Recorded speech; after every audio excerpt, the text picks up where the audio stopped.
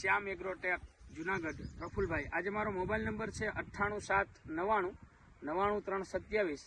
આજથી 4 દિવસ પહેલા ધોરાજી તાલુકાના વાળોદર ગામથી ગિરીશભાઈ સાવલિયાનો મને ફોન આવ્યો હતો કે પ્રફુલભાઈ, મારા મગની અંદર મેં 3 થી 4 રાઉન્ડ માર્યા છે અને મારા મગની અંદર ઈયળની અંદર રિઝલ્ટ નથી મળતું, તો તમારી પાસે જો કોઈ સારી પ્રોડક્ટ હોય તો મારે ઉપયોગ કરવો છે. અને મને વિડીયો કોલ કરી અને દરેક મગની અંદર એક છોડની અંદર આવી રીતે જારી દરેક ખેડૂતને બતાવો. આ ગિરીશભાઈ સાવલિયા અત્યારે મારી બાજુમાં ઊભા છે. અત્યારે આ રીતની જારીની અંદર આવી રીતે દેખાય છે ને દરેક ખેડૂતને આ જારી, આ રીતની જારી થઈ ગઈ હતી અને ઈયળ મરતી નહોતી 3 રાઉન્ડ મારવા છતાં પણ. અને મને ફોન કરીને મેં ખાલી એટલું જ કીધું કે તમે આવીને દવા લઈ જાઓ. અને દવા લઈ ગયા મારા ભરોસે અને મારા વિશ્વાસ ઉપર. અને ધોમ તડકાના બપોરે 1:30 વાગે મારી પાસે આવ્યા અને તડકાના મને વાત કરતા હતા, પ્રફુલભાઈ હું જમ્યા વગરનો આવ્યો છું અને જમવું પણ મને ભાવતું નથી એવું કહેતા હતા ગિરીશભાઈ સાવલિયા. તો એ ભાઈને કેવું રિઝલ્ટ મળ્યું છે, કેટલા દિવસથી આ દવા છાંટી છે, એનું આપણે દરેક ખેડૂતને એ પણ ભલામણ કરવા માંગે છે, તો દરેક ખેડૂત સાંભળે. સૌથી પહેલા તમારું નામ, ગામ અને તમારો મોબાઈલ નંબર. મારું નામ ગિરીશભાઈ થોપણભાઈ સાવલિયા, ગામ વાળોદર, તાલુકો ધોરાજી, જિલ્લો રાજકોટ. Mobile number 9721830142. વાળોદર ગ્રામ પંચાયત માજી ઉપસરપંચ છે વાળોદર ગામના. બરોબર છે ગિરીશભાઈ. હવે હું તમને કહું કે આ મગની અંદર તમે કેટલા રાઉન્ડ માર્યા હતા? મેં 3 રાઉન્ડ માર્યા. પહેલો રાઉન્ડ માર્યો ત્યારે કેવું રિઝલ્ટ મળ્યું? પહેલો રાઉન્ડ માર્યો તો કઈ બહુ રિઝલ્ટ મળ્યું નહીં, એટલે એ ભાઈને મેં એગ્રોવાળાને ફોન કર્યો કે ભાઈ મને આનું રિઝલ્ટ મળ્યું નથી, એટલે મને કે બીજી દવા લઈ આવો. એટલે હું બીજી દવા લઈ આવ્યો. એનું રિઝલ્ટ મને બીજી દિવસ જોયું હતું, મને કઈ મળ્યું નહીં. એટલે પછી મને મારાથી રહેવાનું નહીં કે મારા મગ ફેલ થઈ જાય. એટલે મારી પાસે પ્રફુલભાઈના વિડીયો હતા, એમાંથી મેં પ્રફુલભાઈને મોબાઈલ નંબર ગોતી પ્રફુલભાઈને 12 વાગે ફોન કર્યો, વિડીયો કોલ કરી. મને કે તમે આવો ને મારી પાસેથી દવા લઈ જાઓ, તમે કઈ ઉપાધિ કરો, તમારા મગની જવાબદારી બધી. પ્રફુલભાઈ કે મારી છે તમારા મગની જવાબદારી. એટલે હું 1:30 વાગે જુનાગઢ ગયો ખાતા પીતા વગરનો. પ્રફુલભાઈનો સંપર્ક કર્યો. પ્રફુલભાઈ મને 456 દવા આપી ને મેં 5 વાગ્યા પછી છાંટી. બીજી દી સવારે 10 વાગે મારા મગમાં મેં જોયું તો ઈરું નાબૂદ થઈ ગઈ હતી, ટોટલ ઈરું નાબૂદ થઈ ગયેલી હતી. અને જે કોઈ ખેડૂતને આવી નુકસાની થઈ હોય તો સંપર્ક પ્રફુલભાઈનો પહેલા કરે, બીજા કોઈનો કરવા થતો નથી.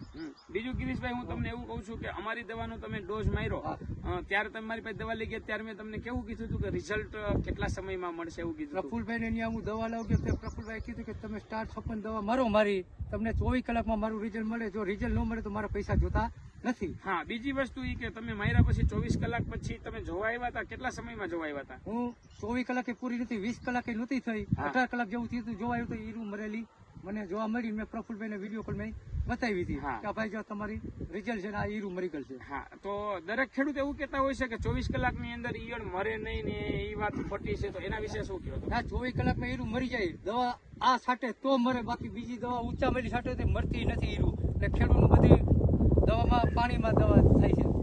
પૈસા છે પાણીમાં જાય છે.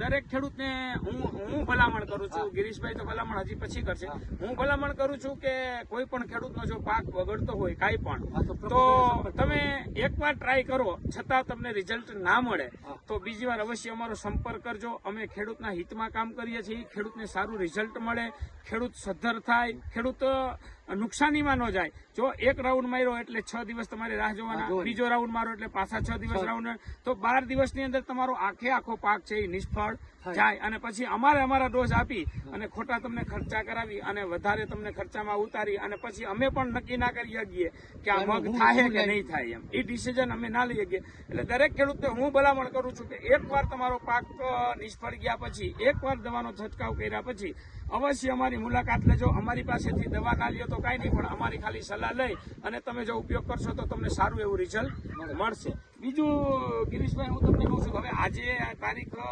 24/4/2026 તમે ડોઝ માર્યો છે 21 તારીખે. તો આજે તમે તમારા આખા મગ બતાવો બધાને. આખા મગ કેવા થઈ ગયા છે દરેક ખેડૂતને કહો ને? આખા ખેતરમાં લીલાછમ થઈ ગયા અને ફ્લાવરિંગ ઉપર દેખાવા માંડ્યું. 21 તારીખે ફ્લાવરિંગ કે લીલાછમ હતા નહીં, કાલે જ ફ્લાવરિંગ દેખાવા માંડ્યું ને આજે હવે લીલાછમ દેખાવા માંડ્યું આખો ફેરો.